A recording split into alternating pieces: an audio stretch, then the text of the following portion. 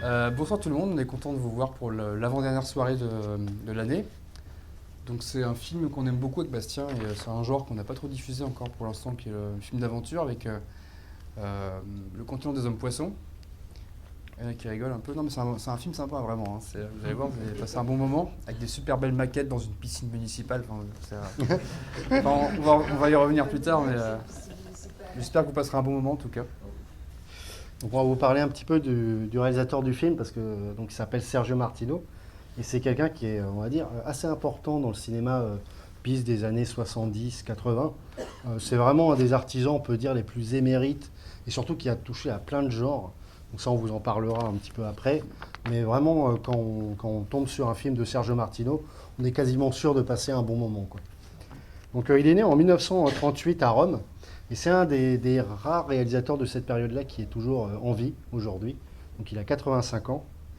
En fait, il est tombé un petit peu dans le milieu du cinéma parce que son grand-père maternel, il s'appelait Gennaro Righelli. Bon, désolé pour mon accent.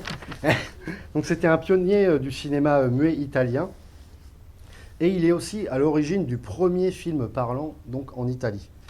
Et en gros, quand il était enfant, parce que son grand-père est décédé en 49, donc ça remonte, Sergio, en fait, il aimait se balader sur les plateaux de cinéma de son grand-père, et puis il en garde vraiment des souvenirs émerveillés, quoi.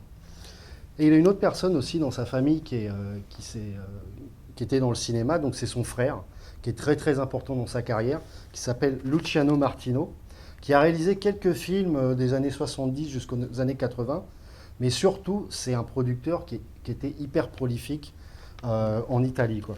Et en gros, il a produit quasiment l'entièreté de la filmographie de son frère. Ça aide. Ça aide. Par exemple, aussi, parce que Sergio Martino, c'est quelqu'un qui écrivait aussi quasiment à chaque fois ses scénarios, en fait. Et il a aussi signé quelques scénarios pour son frère Luciano Martino.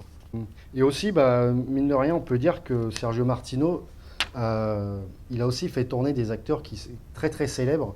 Alors, il faut imaginer que l'Italie, à l'époque, c'était un petit peu la rampe pour faire rebondir des anciennes stars, en fait.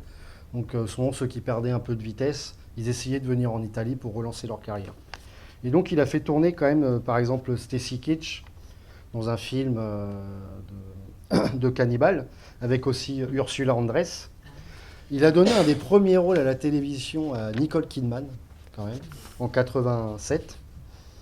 Il a fait tourner aussi pas mal de fois dans tous ses gialli Edwige Fenech, qui était la femme de son frère Luciano Martino à l'époque, John Saxon, et aussi Mel Ferrer, qui était une gloire d'Hollywood des années 40, qui avait tourné avec John Ford, entre autres, quoi. Donc Sergio Martino, voilà, c'est vraiment quelqu'un d'important. Et Marvin va vous parler un petit peu plus de ses films et des genres auxquels il a touché. Ouais, comme le disait Bastien, Sergio Martino c'est un artisan plus qu'un réalisateur, donc c'est lui qui se considérait comme tel.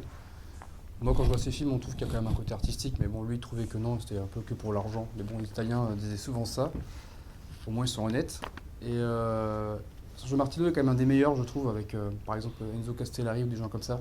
C'est un peu les meilleurs du panier italien. Plus que Bruno Mattei, ceux qui sont venus à la séance du mois dernier. Là, on est un peu au-dessus quand même, avec des films de meilleure qualité. Alors, Martino, c'est environ 40 films, quarantaine de films, et 15 téléfilms à peu près, beaucoup pour la RAI, la télé italienne. Il a commencé en 69 avec 3 films Mondo. Alors, on va expliquer un petit peu ce que c'était les Mondo. C'est des pseudo-documentaires souvent faux, un peu putassiers, voilà, qui montrent un petit peu la mort à l'écran ou des choses Beaucoup comme de ça. seins aussi.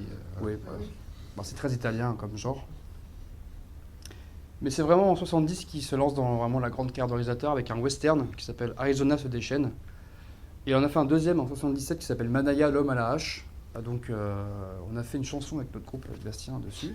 C'est un très bon western que j'aime beaucoup, où le personnage jette des haches dans la tronche des gens au lieu d'avoir un colt. C'est très original et moi j'aime beaucoup ce film, très fun. Qui était très très tardif justement. Ouais. C'était un peu La la fin du mort western, du ouais. western spaghetti. Il a essayé de le relancer, mais le film n'a pas très très bien Non, marché. non, Voilà. il est devenu un peu culte avec le temps, mais c'est Ouais, c'est un échec la commercial. musique aussi qui est excellente. Ouais. Entre 71 et 72, il réalise 4 gialli. Donc le giallo, c'est ce genre un petit peu avec des tueurs qui ont des gants en cuir et puis beaucoup de nudité, etc. Et beaucoup de meurtres de femmes. Donc l'étrange vice de Madame Ward, la queue du scorpion, toutes les couleurs du vice et ton vice est une chambre close dont moi seul ai la clé. Ouais, c'est la trilogie du vice. Trilogie du vice. Qui va bientôt ressortir en Blu-ray chez Artus Film. Là, donc, Ouais. bon, je crois que c'est déjà épuisé, mais désolé. Il y a un film qui s'appelle Torso aussi, qui a un mélange de giallo, mais un peu de slasher aussi, avec un tueur qui a une espèce de cagoule sur la tête qui tue des femmes et qui les éventre. Enfin, c'est assez jouissif comme film, c'est sympa. C'est réjouissant. Ouais, c'est pas mal. C'est pas mal. En fait, il a touché un petit peu à tous les genres, Sergio Martino, c'est ça qui est intéressant. Il a un petit peu touché aussi à la comédie sexy italienne, qui est un genre qu'on n'aime pas trop avec Bastien, pour le coup, qui est un peu poète-poète, bon, c'est marrant 5 minutes, avec des films comme Mademoiselle Cuisse Longue, Les Zizi Baladeurs, ou encore Sexy Con, qui un petit peu... qui s'inspire de Satyricon de il a touché au film d'action aussi, qu'on appelle le Poliziotteschi. Avec, donc c'est des films policiers d'action, un petit peu souvent un peu droitard sur les bords, hein, qui étaient un peu... Pas qu'un peu, ouais. Voilà, où ça tabasse facilement, quoi. Donc, ça, c'est un peu l'inverse du wokisme aujourd'hui, hein, complètement l'opposé. Donc il a fait Rue de la Violence, que je vous conseille, qui est un très bon film, vraiment très très bon. Avec Luc Méranda. Un acteur français qui est resté en Italie d'ailleurs, qui avait dit que les Italiens étaient moins cons dans le cinéma. Une vraie interview, hein, je cite. Après il a enchaîné avec Le Parfum du Diable, dans le même style, ou Mort suspecte d'une mineure aussi. Oui, que j'ai découvert il y a quelques années sur Netflix. Alors, surprenamment, ils avaient du Sergio Martino sur Netflix. Je ne sais pas s'il est toujours dessus, mais je vous conseille d'aller le voir, il est très très bien. Je crois qu'il est sorti en Blu-ray chez Chucky Film. Ouais, aussi chez Chucky Film. Après il a enchaîné avec le film d'aventure, il en a fait quelques-uns. Donc La montagne du dieu cannibale, qui surfe un peu sur Cannibal Holocaust, un peu, qui n'était pas encore sorti, mais La montagne du dieu cannibale. Oui, bah, c'est ça. Le dernier monde cannibale, c'est ça. Oui, c'est ça. Mais qui est plus un film d'aventure qu'un film d'horreur en fait. Sergio Martino n'a jamais trop touché au film d'horreur d'ailleurs. Avec Ursula André justement. Ouais, et Stacy Kitsch. C'est pas un style qui lui plaisait forcément. Après il a fait Le Continent des hommes poissons, qui a plutôt bien marché. Et il a enchaîné avec un autre film avec quasiment le même casting, Le Grand Alligator, avec un crocodile géant en mousse, qui est pas très bon, il faut le dire. C'est un film un peu raté quoi, mais bon, il a essayé, on peut pas m'en vouloir. Et après, il a un petit peu eu un petit déclin dans les années 80. Il a commencé à faire des films post-apo, comme beaucoup de gens, que nous on aime bien, dont un classique qu'on a passé au cinéaste notre deuxième soirée, donc en 2018, ça commence à remonter, qui s'appelle 2019 après la chute de New York, qui est un espèce de plagiat de New York 97, de La planète des singes, de Mad Max aussi. Mad Max 2, c'est très très cool, j'adore ce film. Qui est hyper kitsch, mais qui est hyper divertissant. En fait, parce que il se passe plein de choses. Il y a même un homme singe joué par George Eastman. Voilà, je vous conseille. Il y a des nains aussi. Oui, il y a des nains. Non, c'est très très cool. Et en 86, il a tourné un de ses derniers vraiment films importants, qui est Atomic Cyborg, donc mon t-shirt. Qui est pareil, qui est très cool, qui est un mélange de Terminator, de Mad Max, de Over the Top aussi. Over the Top, parce qu'il y a une scène de bras de fer dans un bar. Forcément, c'est le cyborg qui gagne, quoi. Donc. Mais là, c'était vraiment des films que Martino n'appréciait pas forcément, c'était plus des films pour payer ses impôts, j'imagine. Et d'ailleurs, il ne signait pas de son vrai nom, hein. C'était Martin Dolman pour rendre le film américain. Ce qu'il faut savoir, c'est qu'à l'époque, les films étaient déjà quasiment, avant même que le film soit tourné, il était déjà vendu à l'étranger, en fait. Sur une affiche, souvent. Ouais, souvent, c'était sur une affiche. Qui était magnifique d'ailleurs, hein, plus que les films, souvent. Ouais, voilà, ou une idée de base, et donc voilà, quoi. Et souvent, ça rapportait pour des budgets assez dérisoires. C'est vrai que l'affiche du film, par exemple, de ce soir, est absolument magnifique. On a tout de suite envie d'aller voir le film, quoi. Le film est bien, le film est bien. Non, mais je veux dire, l'affiche entraîne le spectateur. Donc, je vais vous parler du coup maintenant du film. Donc, il est sorti en 79. À la production, on retrouve, comme je disais, son frère, hein, Luciano Martino. Au scénario, il y a 4 personnes, attention, qui ont bossé dessus, dont Luciano Martino, Sergio Martino, et un autre, quand même, un scénariste assez connu en Italie qui s'appelle Sergio Donati, parce qu'il a bossé, enfin, il est à la base des scénarii, des westerns de Leone, enfin, certains westerns de Leone, notamment Pour une poignée de dollars, Il était une fois la Révolution, Il était une fois dans l'Ouest. C'est quand même. Ce qui s'est passé entre les deux, quand même. Oui, je sais pas. Enfin, il était vraiment fait pour le western, quoi, en tout cas. Donc alors vous allez voir les inspirations du film, parce qu'à l'époque, les Italiens, ce qu'ils aimaient, c'était surfer sur les films qui marchaient de l'époque. Comme il disait, Atomic Cyborg, ça s'inspire de Terminator. Alors celui-ci, Sergio Martino le dit dans les interviews, il n'a aucune honte, il a dit « je me suis juste inspiré de l'île du docteur Moreau ». En fait, à la base c'est un bouquin, il y a eu plusieurs adaptations du film, une dans les années 30. Et là en fait il y en avait une qui venait de sortir 2 ans auparavant avec Burt Lancaster, donc en 77 avec de Don Taylor. Et donc voilà, il s'est inspiré de ça, vous allez voir au niveau du scénario, c'est quasi pareil, hein, clairement. Il y a aussi une anecdote croustillante sur le film, parce qu'il n'y a pas très longtemps, on a présenté un film de Roger Corman, et Roger Corman a mis on va dire, les pattes sur ce film, car en fait, il a retourné des scènes pour le film. Alors en fait, il a enlevé 30 minutes du film original, il en a retourné 30 avec des acteurs américains, notamment Mel Ferrer, et ensuite il a ressorti le film sous un autre nom, donc en 81, qui s'appelle Screamers. Donc bon, tonton Corman, des fois, il Rien ne se perd, tout se transforme. Ouais, c'est pas très subtil, quoi. Mais c'était pas la première fois qu'il le faisait. Et donc il y a eu une suite au film qui s'appelle La Reine des Hommes Poissons, sorti en 95, et réalisé toujours par Sergio Martino. C'est un téléfilm, hein. On l'a pas vu. Ouais, non, je pense que c'est dur à trouver. Peut-être dur à voir aussi, je sais pas. Ouais, je pense aussi. Voilà un petit peu, et puis on va vous parler du casting parce que il y a des têtes assez connues, mine de rien. Ouais. Avant le casting, on va parler d'une anecdote du film aussi qui est assez marrante. Vous verrez, il y a beaucoup de scènes, comme on disait, sous-marines, avec une cité d'Atlantide. Je ne vais pas trop vous spoiler, mais. Et en fait, on voit vraiment que la cité d'Atlantide, elle est haute comme ça, en fait, hein, je pense. Donc en fait, les techniciens ont créé cette maquette en plâtre, donc ils l'ont peinte, etc. Et ils ont du sable dans le fond de l'eau, etc., pour que ça fasse un peu le fond marin. Et en fait, quand ils ont commencé à tourner, les caméramans, en plongeant, ça a soulevé tout le sable qui était sous les maquettes, et pendant 3 jours, ils ne pouvaient pas tourner parce que l'eau était complètement crado, en fait. Saloperie, Du coup, ils ont mis du chlore. Sauf que le chlore a enlevé la peinture des maquettes. Donc ils ont dû enlever l'eau, ils ont dû repeindre les maquettes, etc. Donc c'est assez drôle. Vous verrez pour un résultat plus ou moins. Avec les petits hommes poissons, avec les ficelles, vous verrez, c'est très drôle. D'ailleurs, je ne vous ai pas parlé des lieux de tournage. Le film a été tourné à pas mal d'endroits, notamment à Rome, en Sardaigne, dans la région de Manziana. En fait, c'était une région volcanique avec des sortes de marécages bouillants naturels, en fait. Donc, on les voit dans le film. Et aussi dans la grotte de Neptune. Donc voilà, c'est très joli d'ailleurs. Ouais, c'est très joli. Apparemment, ils étaient obligés de tourner à chaque fois à marée basse, en fait, parce que sinon, ils ne pouvaient pas, quoi, ils n'avaient pas pied et tout. Donc, voilà. Mais vraiment, il y a des décors plutôt sympas dans le film. C'est très joli. Ouais, voilà, très dépaysants, quoi. Sans parler des poissons. Vous n'êtes pas prêts. Hein. Alors au niveau du casting, il y a pas mal de gens connus et un casting international, comme beaucoup de films italiens à l'époque.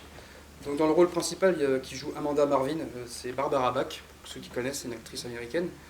Elle est surtout connue pour avoir joué dans L'espion qui m'aimait, c'est un James Bond avec Roger Moore que moi j'aime beaucoup, très sympa. Elle a fait un film aussi que je vous conseille, qui est une fausse suite des Canons de Navarone qui s'appelle L'Ouragan vient de Navarone, avec un casting 4 étoiles aussi, Harrison Ford.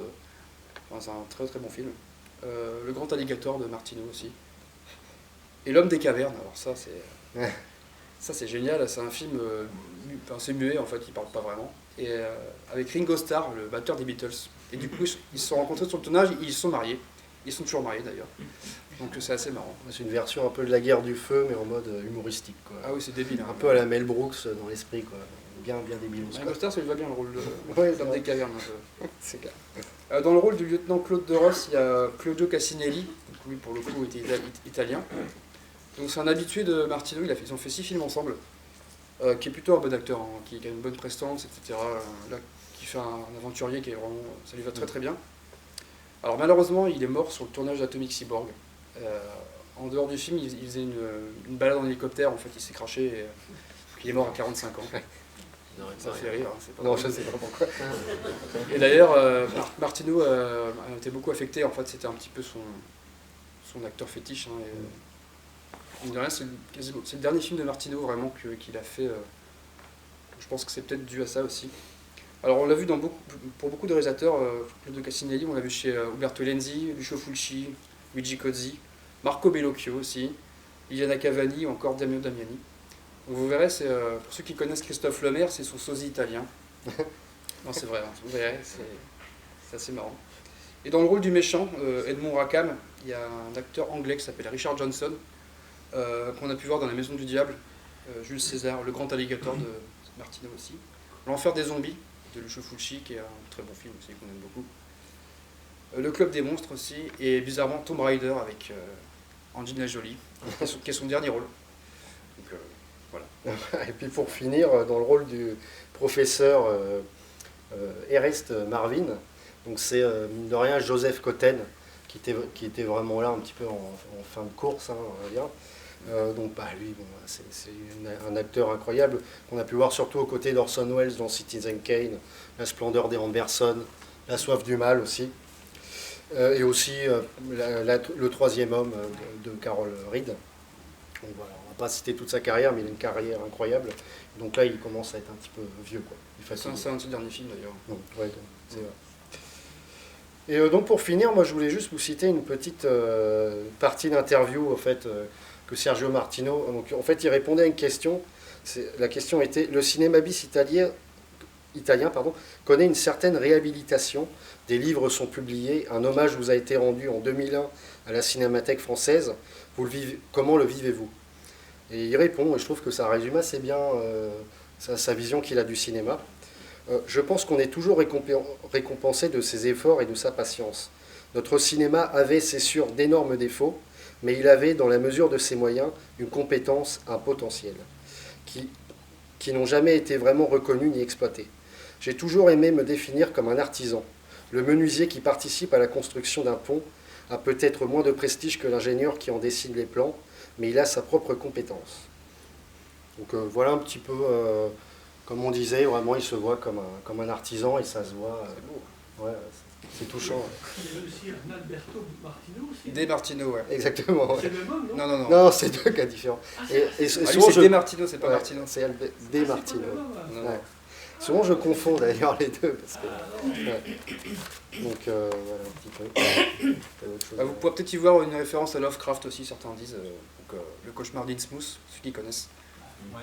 Voilà, ça peut se rapprocher de ça, mais en version italienne, quoi. Bonne séance à vous. Ouais. On fait une Bonne soirée.